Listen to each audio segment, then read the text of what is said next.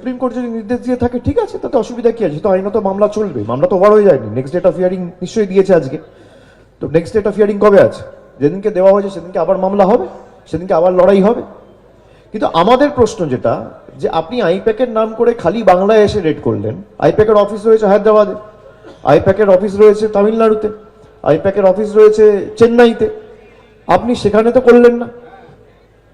আইপ্যাকের আরো 3 জন ডাইরেক্টর রয়েছে, আপনি তাদের বাড়িতে গিয়ে রেড করলেন না, আপনি রেড করলেন এখানে।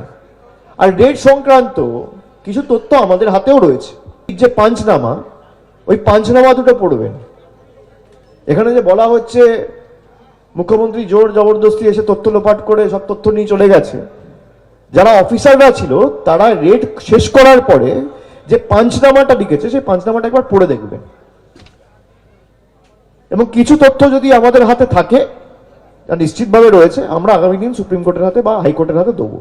সুপ্রিম কোর্ট ঠিক করবে পরবর্তীকালে কেসের ফাইনাল শুনানি সুপ্রিম কোর্ট হবে না হাইকোর্টে হবে। সুপ্রিম কোর্ট যদি হাইকোর্টের কাছে পাঠিয়ে দেয় হাইকোর্টে হতে পারে, সেই ম্যান্ডেট কোর্টের আছে।